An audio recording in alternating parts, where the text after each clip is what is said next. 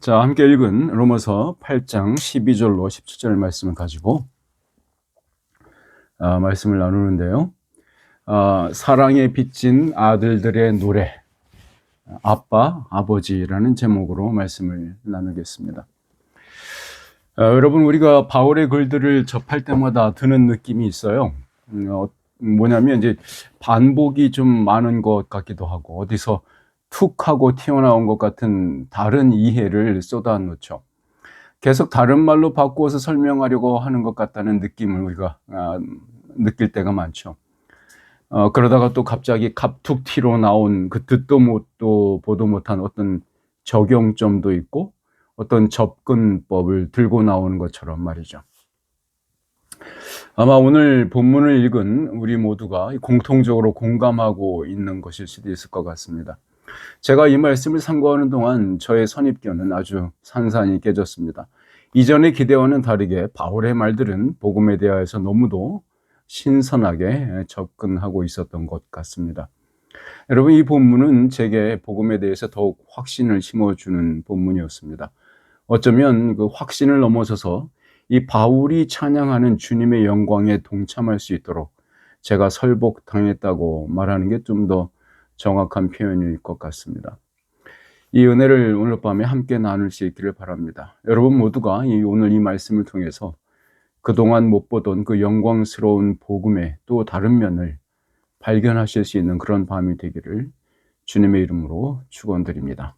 아멘. 우리 본문 첫 구절 12절을 같이 한번 볼까요? 자, 같이 한번 12절 말씀 같이 읽겠습니다. 시작. 그러므로 형제들아, 우리가 빚진 자로되 육신에게 져서 육신대로 살 것이 아니니라. 네. 자, 바울은 여기서 우리가 분명하게 우리가 빚진 자로되라고 말하고 있죠. 그러니까 우리 모두가 빚을 진 채무자들이라고 분명히 말하고 있어요. 아시는 것처럼 죄를 세 가지로 이해하는 세 가지 다른 세 가지 범주라고 할까요? 세 가지 다른 범주로 이해하는 그 개혁주의 전통에서 이 빚진 자라는 의심 개념은 굉장히 중요합니다. 지금 제가 말씀드린 그 세 가지는 이겁니다. 범죄, 적대감, 그리고 빚이죠. 범죄는 crime이라는 거 영어로 그렇게 말할 수 있고요. 적대감은 enmity라고 말할 수 있고요. 빚은 debt죠. 자, 그러므로 바울이 여기서 이 빚진 자라는 언어를 사용하고 있는 이유는 아주 이 복음의 핵심과 관련된 것을 설명하려고 하는 제스처로 보면 좋을 것 같아요. 자, 그러면 여기서 바울은 우리가 누구에게 빚을 질 수 있다고 말하고 있는 걸까요? 빚을 누구에게 질 수 있다고 말하고 있나요? 그러니까 여기서 뭐라고 하냐면 육신에게 져서라는 말이 그 답입니다. 여기에서 육신에게 져서라는 말은요, 육신과의 전투에서 졌다, 로스트했다 그런 의미가 아니에요. 그것은 오히려 육신에게 빚을 진 상태를 뜻하는 말입니다. 그러니까 바울은 자신이 누구에게 빚을 지고 있다고 생각하고 있는 거죠, 지금? 왜냐하면 지금 여기에서는 육신에게 빚을 진 상태를 말하고 있어요. 자, 그런데 바울은 이 육신에게 빚을 지지 말고라는 말을 설명하기 위해서 지금 그 앞에 구절들에서 우리 구원받은 자가 누구에게 빚을 지고 있는가라고 분명히 선포하고 이미 선포했죠. 그건 뭐냐면 이제 성삼위 하나님에게 빚을 졌다, 구원을 졌다, 구원의 빚을 졌다라고 이해하고 있는 거예요. 그 로마서 같은 8장입니다. 우리 9절과 11절을 한번 같이 볼까요? 같은 8장의 9절과 11절이에요. 같이 보겠습니다. 9절과 11절 시작. 만일 너희 속에 하나님의 영이 거하시면 너희가 육신에 있지 아니하고 영에 있나니 누구든지 그리스도의 영이 없으면 그리스도의 사람이 아니라. 11절. 예수를 죽은 자 가운데서 살리신 이의 영이 너희 안에 거하시면 그리스도 예수를 죽은 자 가운데서 살리신 이가 너희 안에 거하시는 그의 영으로 말미암아 너희 죽을 몸도 살리시리라. 자, 여기서 분명히 말하고 있는 것은 뭐죠? 여기 바울은 9절과 11절에서 하나님의 영, 성령, 그리고 그리스도의 영, 즉 성령님을 뜻하는 여러 이름을 반복적으로 교차 사용하고 있어요. 계속해서 반복해서 똑같은 걸 사용하고 있죠. 그러니까 이게 뭐냐면 우리가 누구에게 빚을 졌는지라는 것을 알려주고 있는 거예요. 여러분과 제가 누구에게 빚을 졌는지, 빚을 진 대상이 누군지 알려주고 있어요. 그러니까 9절과 11절에서 말하고 있는 것은 누구에게 빚을 졌다고 말하죠? 성령님, 하나님, 그리스도, 이렇게 성삼위 하나님을 말하는 거죠. 자, 그러면 바울이 다른 부분에서, 다른 구절에서 신자가 누구에게 빚을 졌는지라고 말해주는 또 다른 구절이 있는데요. 그 다른 구절은 어떻게 말하는지 볼까요? 로마서 1장에 있는 말씀이에요. 1장 한번 볼까요? 1절과 14절입니다. 맨 앞에 로마서 1장 1절과 14절을 보시면 이 바울이 빚을 지었다라는 말을 어떻게 사용하고 있는지 볼 수 있어요. 1절 먼저 보실까요? 시작. 예수 그리스도의 종 바울은 사도로 부르심을 받아 하나님의 복음을 위하여 택정함을 입었으니. 자, 여기서 보세요. 바울은 사도로 부르심을 받아 하나님의 복음을 위하여 택정함을 입었다. 그렇죠?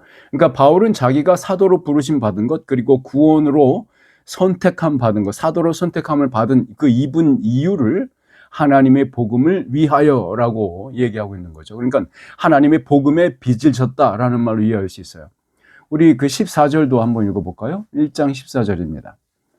1장 14절 같이 읽어볼까요? 시작.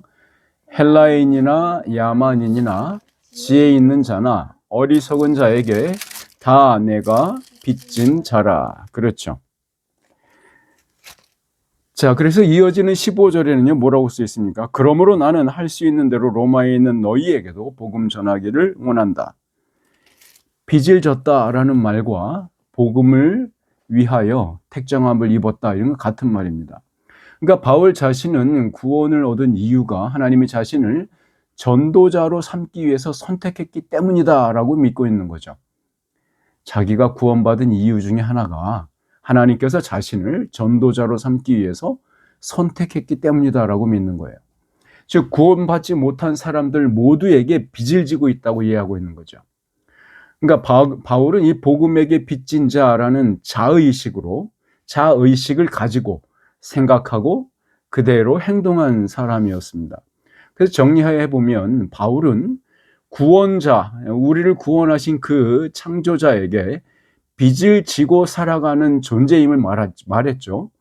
또한 아직 구원받지 못한 자들을 자기가 받은 그 구원의 빚을 갚아야 할 대상으로 인식하고 있는 거죠.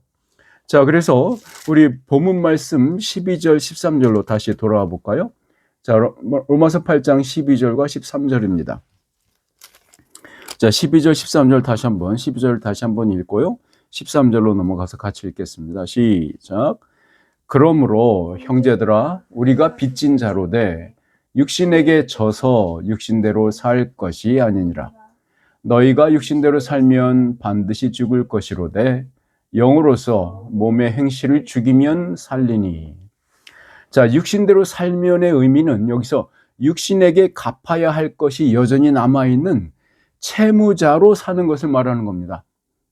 아까 말씀드린 대로 13절에 육신대로 살면과 12절에 육신에게 져서, 이거는 육신에게 빚을 지다. 13절에 육신대로 살다라는 것은 육신에게 빚을 진 사람의 상태, 그러한 자세로 살아가는 것을 말하는 거예요. 자, 그러니까 이것은 이미 구원받은 우리 스스로를 여전히 그 육신이라는 죄의 지배와 그 세력, 영향력 속에 매여 있는 존재로 행동하고 있는 삶의 양태를 의미하는 거예요. 자, 이해하시겠죠? 그러니까 다른 말로 하면요, 육신, 즉 죄에게 나 스스로가 아직 갚아야 할 빚이 있다고 생각하는 거예요. 그래서 그 죄에게 종노릇하는 걸 말하는 거고요. 그 죄에게 빚을 다 갚을 때까지 붙들려 사는 삶을 말하는 거예요. 그러니까 죄와 사망의 법을 상징하는 단어가 육신이거든요. 여기에서. 그러니까 그 육신의 뒤를 졸졸 따라가면 그 끝은 반드시 멸망이고 죽음이다라고 말하고 있는 거죠. 그러니까 너희가 육신대로 살면 반드시 죽을 것이로되 이렇게 말하잖아요. 자, 그러니까 이미 그 육신에게 갚아야 할 것은 전혀 우리에게 남아 있지 않잖아요. 왜냐하면 예수 그리스도에서 십자가의 죽으심이 그 빚을 다 갚아 버렸으니까요. 그렇죠? 사탄에게 빚을 갚은 게 아니에요. 하나님에게 빚을 갚은 거죠. 하나님의 진노의 빚을 다 갚아버린 거죠.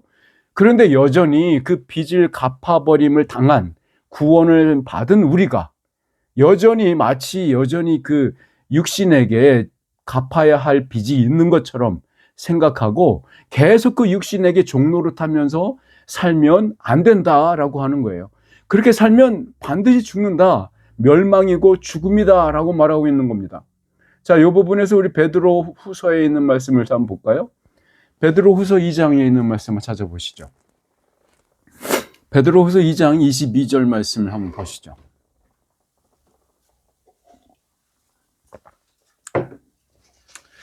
자, 이 말씀은요, 거짓 교사나 불신자들이 진리를 따르지 않고 속죄받기 이전에 그 죄악된 생활로 돌아가는 모습을 비유로 한 속담인데요. 2장 22절입니다. 같이 한번 읽어볼까요? 시작. 참된 속담에 이르기를 개가 그 토하였던 곳에 돌아가고 돼지가 그 씻었다가 더러운 구덩이에 도로 누웠다 하는 말이 그들에게 응하였도다. 자, 이해가시죠? 그러니까 물론 이따의 그 거짓 교사들과 어떤 불신자들이 진리를 따르지 않고 있는 모습을 표현하는 속담인데요. 이 속담을 그것으로 이용해서 표현하고 있는 거죠. 그러니까 속죄받기 이전에 죄악된 생활로 돌아가는 모습을 돼지와 개에 빗대어서 비난하고 있는 거예요. 그러니까 속죄를 우리는 넘어선 사람들이거든요. 우리는 그렇죠? 속죄를 넘어선 속죄를 넘어가죠. 유월절처럼 말이죠. 패스 오버한 사람들인데 마치 그 회개와 변화의 삶으로 구원받았음을 증거를 해야 되는데 속죄를 증거하는 삶을 살아야 되는데 그럼에도 불구하고 그 이전에 아주 예전에 죄와 사망의 노예의 삶과 그 가치관을 그대로 고수하고 있는 모습을 보인다는 겁니다. 그 모습을 질타하고 있는 거예요. 여러분, 그러니까 지금 바울이 로마서에서 우리에게 말하고 있는 것은 뭐냐면 우리가 받은 구원을 뭐로 설명하고 있냐면 채무의 전이로 설명하는 겁니다. 그러니까 우리가 갚아야 할 대상이 바뀌었다라는 것으로 설명하고 있는 겁니다. 그러니까 과거에는 우리 모두가 죄와 사망의 법 아래에서 육신, sinful nature에 매어서 죽을 수밖에 없는 채무 상태에 있었다는 겁니다. 그런데 지금은 예수 그리스도의 대속으로 말미암아 그 빚을 탕감받았다는 겁니다. 자, 그런데 여러분, 여기에서 주의하셔야 될 것은 이 말이 우리를 채무가 전혀 없는 상태를 의미하는 것이 아님을 분명히 이해하셔야 돼요. 그러니까 무채무 상태가 아니다. 빚을 갚아야 할 것이 없는 상태를 의미하는 것이 아니고 우리가 빚을 갚아야 할 대상이 은혜와 사랑, 즉 복음으로 바뀐 것을 의미하는 거예요. 자, 그러니까 성도는 빚이 없는 자를 말하고 있는 게 아니라 부활의 생명이라는 그 갚을 수 없는 그 은혜의 빚을 진 자다라는 거예요. 성삼위 하나님께 그 빚을 진 자들이다 이 말이에요. 그리고 믿지 않는 자들, 구원받지 못한 자들에게 그 빚을 갚아야 한다 이 얘기입니다. 복음을 전함으로써 말이죠. 자, 그래서 우리는 바울은 뭐라고 말하는 겁니까? 우리는 그 빚을 갚기 위해 육신이 아닌 영을 따라 살아야 할 그 거룩한 의무를 진다라고 말하는 겁니다. 여러분, 예수님께서도 성령님의 인도와 보호하심 속에서 그리고 성령님의 충만하심 속에서 공생의 삶을 사셨다는 것을 여러분 기억하실 겁니다. 그리고 마침내 예수님께서는 그 십자가의 길을 성령님과 함께 걸으실 수 있었던 사실을 여러분 잊지 않고 계시죠? 그와 마찬가지입니다. 우리들 모두가 성령님의 인도하심을 따라서 성령님께서 인도하는 대로 졸졸 따라가기만 하면 바로 그 예수님의 생명으로 지금 우리 이 시간을 살 수 있다는 겁니다. 여러분, 바울은 영으로서 그 몸의 행실을 죽이는 삶, 그렇게 말했잖아요. 영으로서 몸의 행실을 죽이라, 이렇게 말했잖아요.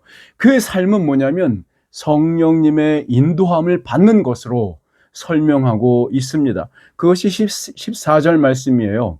우리 14절 말씀 한번 같이 읽어볼까요? 8장 14절입니다. 자, 시작.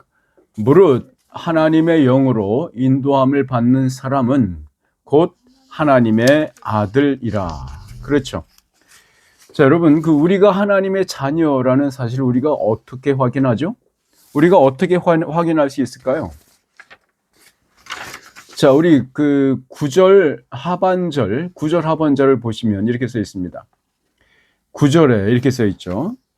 하반절, 그러니까 누구든지 그리스도의 영이 없으면 그리스도의 사람이 아니라. 그렇죠? 그리스도의 영이 없으면 그리스도의 사람이 아니라라고 써 있죠. 자, 이 부정문 문장이죠. 이 문장은 부정문으로 되어 있잖아요. 네게이션이죠. 이 부정문 선언을 긍정문으로 바꾸면 이렇게 읽을 수 있죠. 누구든지 그리스도의 영이 거하면, 누구든지 그 속에 그리스도의 영이 거하면 그리스도의 사람이다, 이렇게 말이죠. 자, 그러니까 바울은 여기서 그리스도의 사람과 또 하나님의 아들을 동일한 의미로 쓰고 있는 거예요. 그러니까 14절에 무릇 하나님의 영으로 인도함을 받는 사람은 곧 하나님의 아들이다, 이렇게 표현했잖아요. 그 말은 9절과 이어서 설명하면 이런 거죠. 누구든지 그리스도의 영이 그 안에 거하면 그리스도의 사람이라. 그 그리스도의 사람은 하나님의 아들이다, 이렇게 말하는 거예요. 자, 예수의 부활에 속한 우리들은요, 스스로를 예수님께서 그 자신을 인자라고 부르셨죠. 그러니까 그 하나님의 아들, 예수 그리스도가 말하셨던, 자기 자신을 스스로 말씀하셨던 그 하나님의 아들, 그 하나님의 아들에 속한 그 하나님의 아들에 연합한 하나님의 아들들이 되는 거죠. 그렇죠? 우리들은 누구냐? 예수 그리스도의 부활에 속한 자로서, 예수님의 인격에 연합한 자로서 하나님의 아들들이 되는 겁니다. 그러니까 성령님께서 우리 안에 거하신다는 내주하심은요, 동행하심을 뜻하는 거죠. 그 동행하심을 뜻하는 것은 인도하신다라는 동적인 의미로 이해할 수 있는 거죠. 자, 그것이 오늘 본문 말씀이죠. 성령님으로 인도함을 받는 사람은, 하나님의 영으로 인도함을 받는 사람은 곧 하나님의 아들이다. 14절에 그렇게 써 있잖아요. 자, 그러니까 그러므로 성령님의 내주하심과 동행하심을 경험하는 자들은 우리들의 삶을 통해서 우리가 하나님의 아들들, 그리고 그리스도의 사람인 것을 증거하고 나타내는 겁니다. 그러니까 성령님이 우리 안에 내주하시고 성령님과 함께 우리가 동행하는 것, 그것은 우리가 그리스도의 사람이다, 우리가 하나님의 아들이다라는 증거예요. 그러니까 바울은 여기서 하나님의 아들, 즉 맏아들로 표현되는 예수와 그에게 연합된 신자의 아들들, 우리들 말하는 거죠. 신자가 아들 된 것을 어떤 용어로 다시 표현하고 있냐면 양자라는 용어를 사용해서 설명하고 있는 겁니다. 그게 우리 본문의 15절입니다. 우리 15절 말씀 보시죠. 같이 한번 읽어봅시다. 시작. 너희는 다시 무서워하는 종의 영을 받지 아니하고 양자의 영을 받았으므로 우리가 아빠 아버지라고 부르짖느니라. 자, 여러분, 성령을 부활의 영이라고 소개했던 앞절들을 보셨죠? 자, 바울은 이제 성령님을 뭐라고 소개하고 있어요? 양자의 영이라고 소개하고 있는 거예요. 그렇죠? 양자의 영.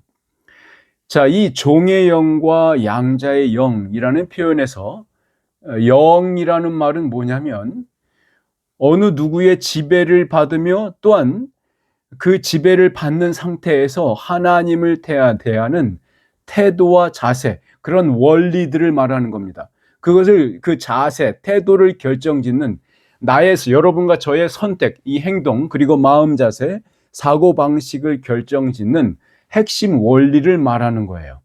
여기서 종의 영, 양자의 영, 이 영은요. 자, 이해되셨죠?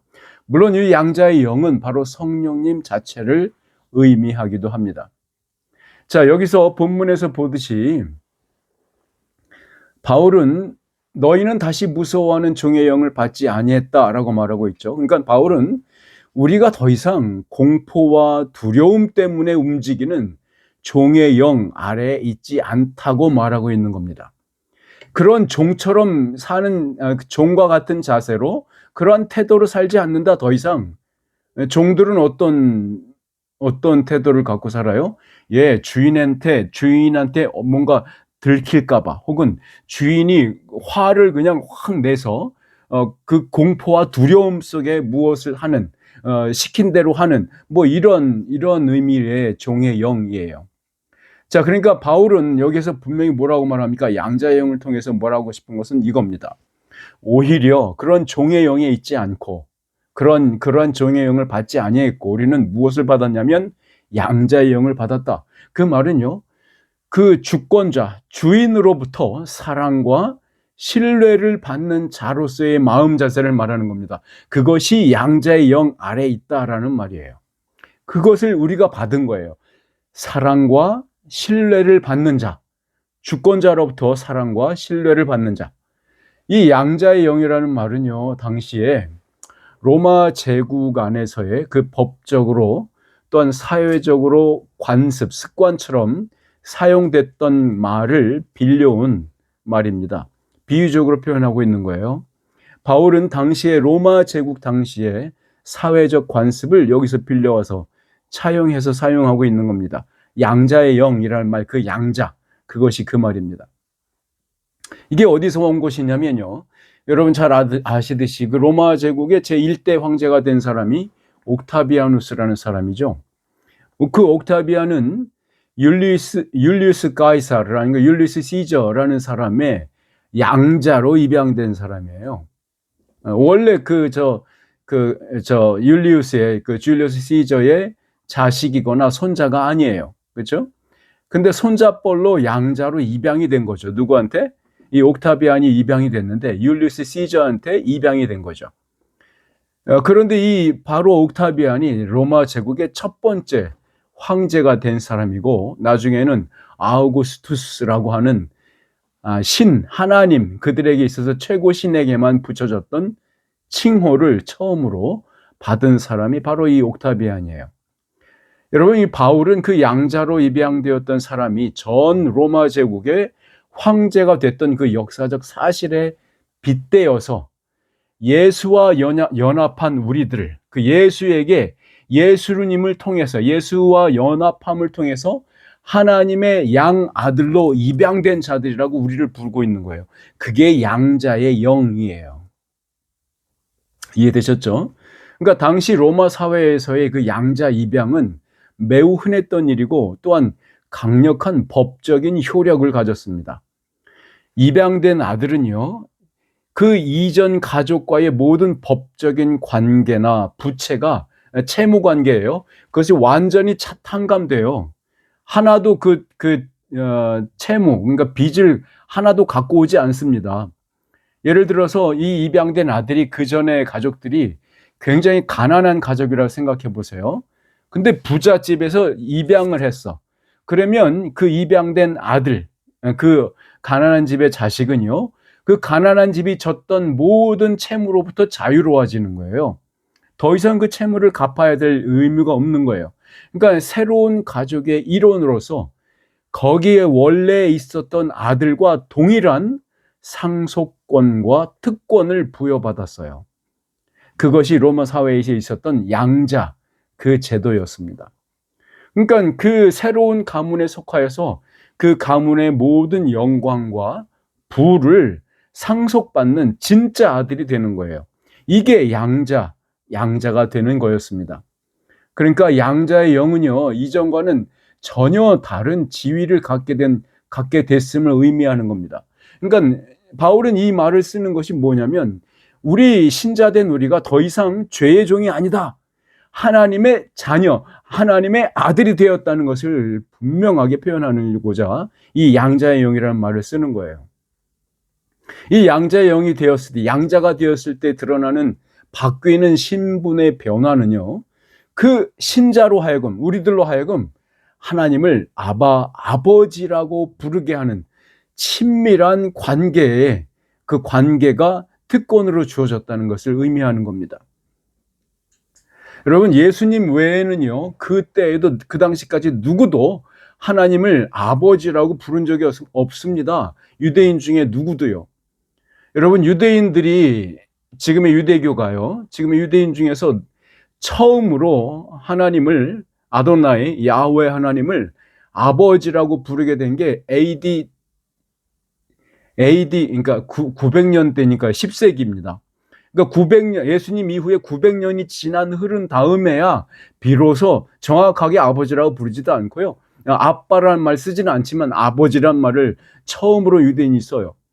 근데 예수님께서는 그 전까지 누구도 부르지 않았던 그 호칭이죠. 아바, 아바, 아빠 호 파테르 이렇게인데요. 아바, 아버지라고 부르시는 거예요. 자, 그런데 이 친밀한 관계의 특권이 바로 예수님께 속한 자들에게 양도됐다. 그 양도됐다는 말은 주어졌다, 부어졌다, 그 특권으로 주어졌다 이 말입니다.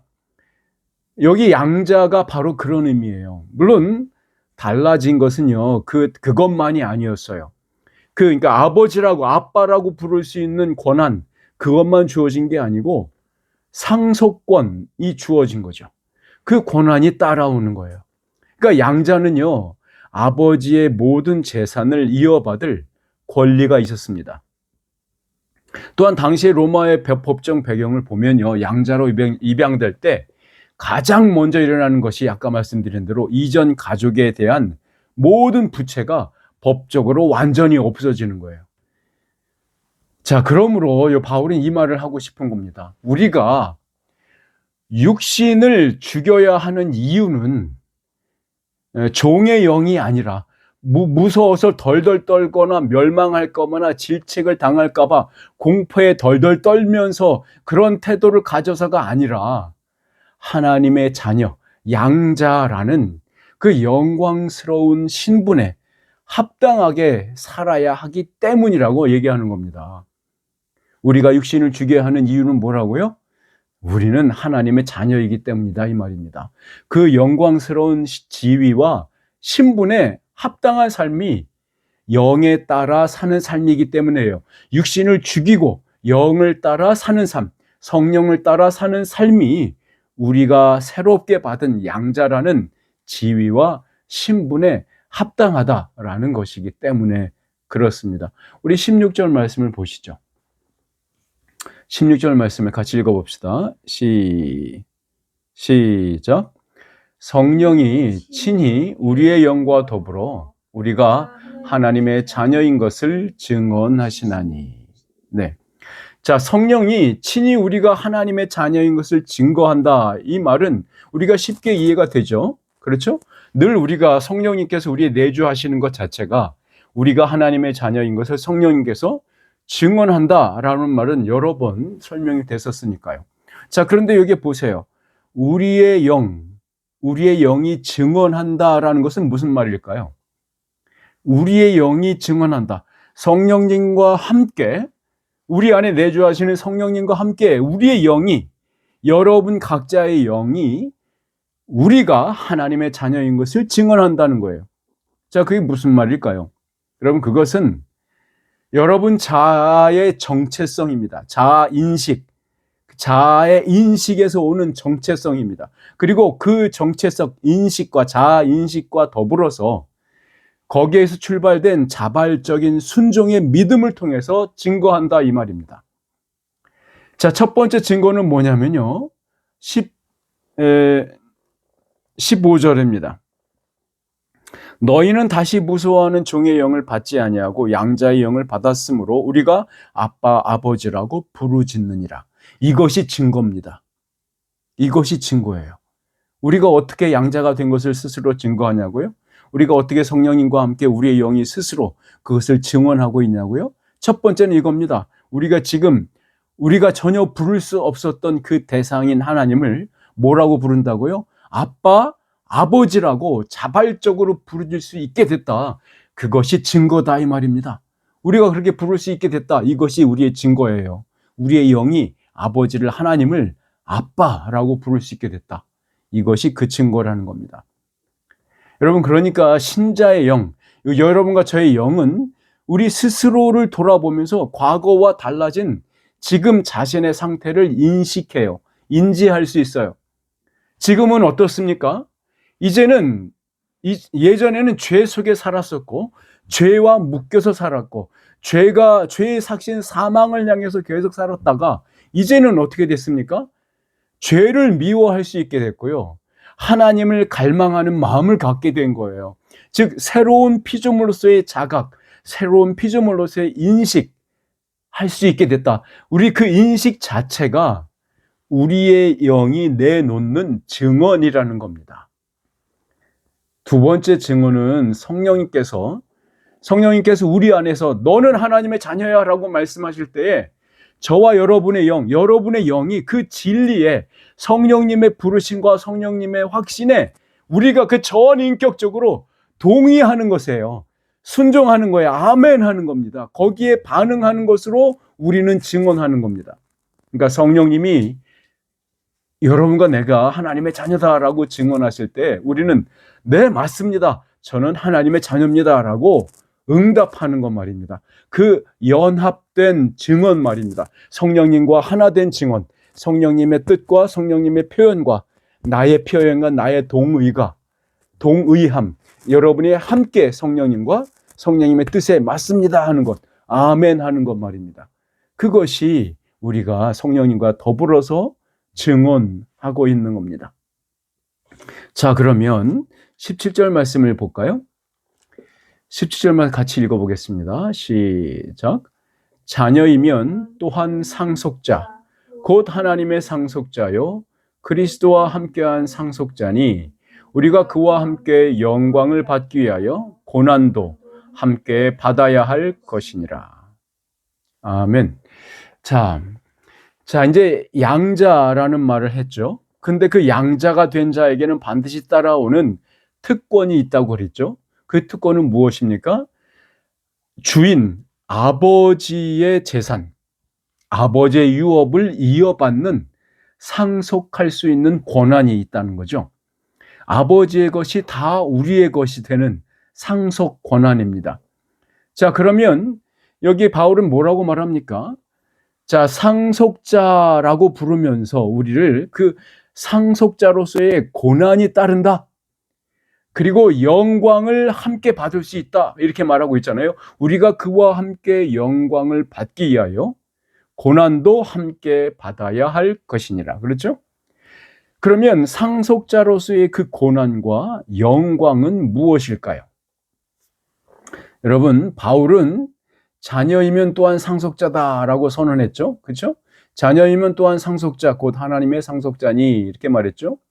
여러분, 로마 법에 따르면 상속자는 그 가문의 아버지의 영광뿐만 아니라 그 가문이 지고 있는 책임과 고난도 함께 물려받는 겁니다.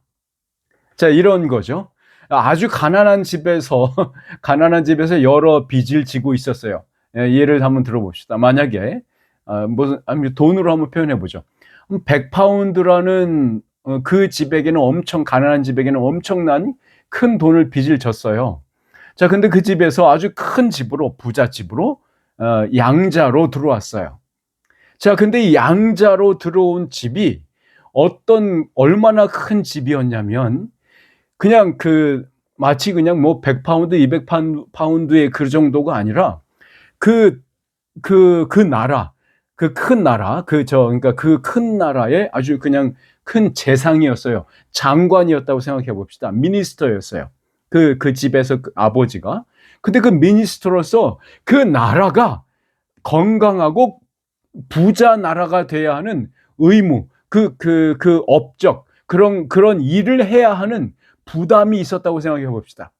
자, 그러면 그 가난한 집에서 큰 부자의 집으로 양자로 들어온 사람, 그 아들은 바로 그 아버지가 그 나라의 미니스터로서 가지고 있는 부담이 있죠. 그렇죠? 그 거룩한 부담인데 그 빚을 기꺼이 상속받는다 이 말입니다. 자, 그러니까 그것은 뭐라고 표현하냐면 우리가 진 그 은혜의 빚은, 아까 처음에 말씀드린 그 은혜의 빚, 복음의 빚은 우리가 그리스도와 함께 영광도 받을 것이고 또 그의 고난의 길에도 그 고난의 길에도 기꺼이 상속받는 거다 이 말입니다. 그 고난의 길도 우리가 상속받는다 이 말입니다. 우리가 처음에 말씀드린 것처럼 빚이 완전히 없어지는 상태를 말하는 게 아니라 가난한 가족에 있었던 그 빚은 탕감받고 따라오지 않나요? 그런데 채무가 완전히 없어지는 것이 아니라 우리가 옮겨 심겨진 새로운 가족, 새로운 가문, 그 거대하고 큰 가족, 그 가문, 우리가 예수의 가문이라고 생각해 봅시다. 예수가 가지고 있는 의무, 예수가 지고 있는 부담, 예수가 가지고 있는 영광을 우리가 기꺼이 상속받는다 이 말입니다. 상속받는 내용이 없어지는 게 아니라 하나님, 예수 그리스도의 가지고 있는 그 아버지께 가지고 있는 그 빚을 우리가 상속받는다. 이것이 양자됨이다 이 말입니다.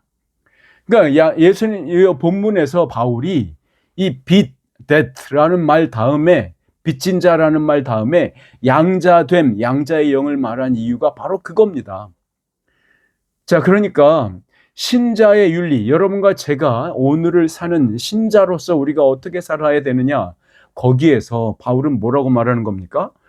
공포에 의한 복종이 아니라, 굴종이 아니야. 공포에, 무서움에 떨어서 굴종하는 게 아니라 가족적인 친밀감에 기초한 여러분 우리 자신의 자발적인 헌신임을 설명하려고 하는 겁니다.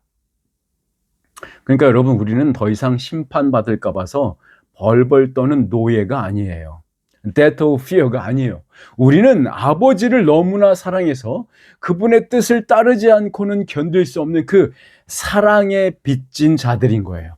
death of love입니다. 우리가 누구라고요? 우리는 양자고요. 예수님이라는 가문에 양자로 들어온 자예요. 예수님과 연합함으로. 그래서 우리가 그 연합한 아들, 양자로 들어왔던 증거가 무엇이었다고요? 우리가 아버지를 아버지라고 부를 수 있는 권리가 생겼다고요. 우리는 그것을 증거하고 있다. 우리는 특권이다. 그런데 그 특권만 누리는 것이 아니라 그가 가진 그 예수 그리스도의 가문의 영광과 그 예수 그리스도의 가문이 갖고 있는 고난도 우리에게 상속된다 이 말입니다. 아니, 그럼 왜 예수 그리스도의 예수님의 가문에는 여전히 고난이 남아있고 그것이 또 우리에게 상속되는 것일까요? 왜 그렇죠? 우리가 죄와 사망의 법에서 매어있던 우리가 생명과 성령의 법, 그 나라로 우리가 옮김을 받았는데요. 그렇죠? 암흑의 나라에서 예수 그리스도의 아들의 나라로 옮김을 받았다고 골로새서 1장 13절을 말하잖아요. 그렇게 분명히 로드십 트랜스퍼가 일어났어요. 그것이 구원이에요. 그런데 여전히라고 말하면 좀 죄송하지만 아주 비슷하게 우리는 그 새로운 가문, 예수 그리스도의 가문 안에서 그 가문이 갖고 있는 영광을 상속받는 동시에 그 가문이 여전히 갖고 있는 거룩한 부담, 고난이라고 표현된 그 거룩한 부담을 여전히 우리는 상속받는다. 왜 그럴까요? 왜냐하면 예수 그리스도가 말씀하셨듯이 여전히 이 두 나라, 하늘의 시민권과 이 세상의 시민권이 두 나라가 갈등하고 있기 때문에 그렇습니다. 여러분, 성경은 분명히 이 세상을 지배하는 원리, 그 공중 권세 잡은 자 사탄을 분명히 말하고 있고요. 또한 그 하나님의 나라가 이 사탄의 나라와 적대 관계에 있다고 분명히 설명하고 있잖아요. 예수님께서 이렇게 말한 적도 있습니다. 세상이 나를 미워한 것 같이 너희도 미워함을 당할 것이다. 이렇게 말씀하신 적이 있잖아요. 그것이 바로 그 이유입니다. 세상의 나라와 예수의 나라는 적대 관계에 있어요. 우리 골로새서 1장 24절의 말씀 한번 같이 읽어볼까요? 골로새서 1장 24절입니다. 자, 같이 한번 읽어봅시다. 시작.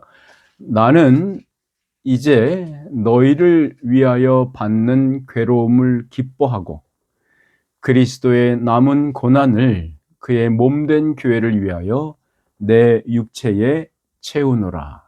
다시 한번 읽어봅시다. 시작. 나는 이제 너희를 위하여 받는 괴로움을 기뻐하고 그리스도의 남은 고난을 그의 몸된 교회를 위하여 내 육체에 채우노라. 여러분, 여기 바울이 말하는 내 육체는 우리가 로마서 8장 오늘 본문에서 나오는 육신과는 전혀 다른 겁니다. 이것은 몸을 말하는 것이고 예수 그리스도의 성령의 법을 따라가는 몸, 다시 부활할 것을 부활의 몸으로 기대하는 그 몸, 그 육체를 말하는 겁니다. 여러분, 바울은 이 고난을 뭐라고 표현합니까?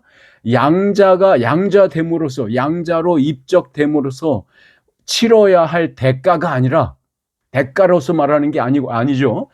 이 양자가 되었다는 가장 확실한 신분 증명서로 제시하고 있는 거예요. 나는 이제 너희를 위하여 받는 괴로움을 기뻐한다. 그리스도의 남은 고난을 그의 몸된 교회를 위해서 내 육체에 채운다. 이렇게 말하고 있잖아요. 너무도 자랑스러운 거예요. 너무도 기쁜 거야. 왜냐하면 자기 자신이, 이 바울이 예수 그리스도와 연합함으로 하나님의 나라에 하나님 아버지의 양자가 되었다는 사실, 그 사실을 이것으로 표현하는 거예요. 그 신분이 바뀌었다는 그 증명서, 서티피케이트예요. 여권, 새로운 여권을 받았다는 것을 딱 제시하고 있는 거예요. 새로운 여권, 새로운 신분 증명, 서티피케이트가 뭐라고요? 그리스도의 남은 고난을 내 육체에 채우는 것 말입니다. 교회를 위해서 말이죠. 여러분, 고난은 여러분과 제가 예수 그리스도라는 가문에 속해 있다는 것을, 속한 진짜 아들이라는 것을 증명하는 과정입니다. 고난은 프로세스예요. 그런데 템포럴리예요. 고난은 영원하지 않고요. 금방 끝날 것이에요. 그리고 그 고난은 우리에게서는 무엇이라고요? 우리가 예수 그리스도의 가문에 속한 진짜 아들임을 증명하는 증명서라고요. 신분 증명서라고요. 자, 그 고난에 관련해서 히브리서에 있는 말씀 한번 같이 읽어보면 좋겠습니다. 히브리서 12장 8절인데요. 자, 12장 8절을 보시죠. 자, 이렇게 써 있습니다. 같이 읽어볼까요? 시작. 징계는 다 받는 것이거늘 너에게 없으면 사생자요 친아들이 아니니라. 자, 그렇죠? 징계는 다 받는 것입니다. 그런데 이것이 우리에게 없다면 사생자래요. 사생자는 말은 뭐냐면 그러니까 그 가족의, 그 가문에 속해 있는 아들이 아니라 그 가문 바깥에서 낳은 아들이란 뜻입니다. 그러니까 그 바깥에서 낳은 아들은 그 가문과는 상관없어요. 그 가문의 것을 상속받을 수 없어요. 가문의 영광도 취할 수 없고요. 그런 사생자가 아니라는 겁니다. 그 친아들이 아니니라 이렇게 써 있잖아요. 그러니까 징계를 받는 것, 고난을 받는다는 것은 우리에게 무엇을 의미한다고요? 친아들을 의미한다. 우리가 친아들인 것을 어떻게 증명한다고요? 어떻게, 무엇을 표현한다고요? 고난받는 것으로 여러분과 제가 하나님의 친아들인 것을 증명한다고요. 그러니까 고난은 하나님께서 우리를 남의 자식이 아닌, 남이 아닌 자기 자신의 자식으로, 내 자식, 하나님께서 말하는 겁니다. 너는 내 자식이야 라고, 그 자식이야, 내 자식이라는 말로 그러한 태도로 우리를 취급하고 계신다라는 것의 강력한 증거예요. 우리가 고난 속에 있다? 여러분이 고난 속에 있어요. 그 고난은 그 두 나라, 하나님의 나라와 사탄의 나라가 충돌함으로써 일어나는 그 고난, 그 고난은 하나님께서 우리를 내 하나님의 자식, 친자식으로 취급하고 있다라는 강력한 증거예요. 또한 여러분, 고난은 노예로서 받는 형벌이 아닙니다.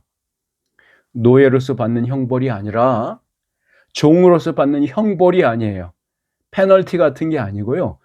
하나님의 아들로서 분명히 그 지위와 신분에 맞게, 또는 하나님의 아들로서 뭐라 할까요? 하나님의 아들로서 영광을 얻도록, 사람들 앞에서 야, 저 사람은 정말 너무도 멋진 그 주인을 닮았어 라고 하는 것을 보이도록 우리를 훈련하는 것입니다. 형벌이 아니라 아들됨의 훈련입니다. 그러니까 양자로서 양자의 영을 받는 우리가 겪는 고난은요, 죄에 대한 형벌이 절대 아니고, 그것은 그 가문, 예수 그리스도의 가문, 우리가 양자로 입양된 예수 그리스도의 가문의 그 영광을 이어받기에 합당한 자, 적절한 자, 그러니까 그 영광에 맞는 자, 합당한 자로 맺어지고 있고 빚어지고 만들어지고 있는 훈련 과정입니다. 그 훈련이에요. 형벌이 아니라 훈련이다. 여러분, 노예는요, 주인의 눈치를 보면서 매를 맞죠. 그러나 양자는요, 그 자신의 아버지의 성품과 그 가문의 명예를 닮아가기 위해서 고난을 견디는 겁니다. 자, 우리 오늘 본문 말씀에 로마서 8장 18절 말씀, 우리 18절 말씀을 다음 주에 볼 것인데, 18절 말씀을 같이 읽어보고 말씀을 맺겠습니다. 자, 18절 말씀, 로마서 8장 18절입니다. 같이 한번 읽을까요? 시작. 생각하건대 현재의 고난은 장차 우리에게 나타날 영광과 비교할 수 없도다. 아멘, 아멘.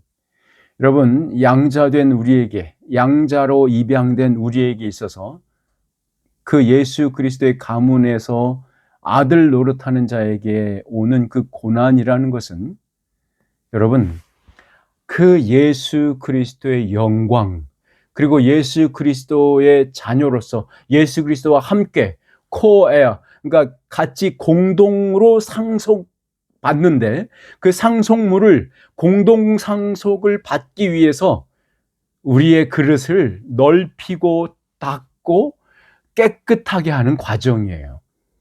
그것을 위해서 우리의 지금 받는 고난이 필요한 겁니다.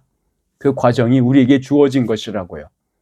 자, 여러분, 사랑하는 여러분, 우리 모두는요, 그 예수 그리스도의 가문, 거기에 입양된 우리가, 양자의 영을 받은 우리가, 그 예수 그리스도가 주시는 상속물, 상속 권한, 그러니까 상속권으로서, 권을 가진 자로서 그 상속물, 그 아름다운 너무도 큰 영광을 우리 안에, 이 몸에 담기 위해서 받아야 하는 아주 그 고난의 그릇을, 그 고난으로 이 나의 그릇을, 여러분의 그릇을 깨끗하게 하고 닦고 그리고 그 그릇을 점점 넓히는 과정으로 이해하시는 것이 옳은 이해입니다.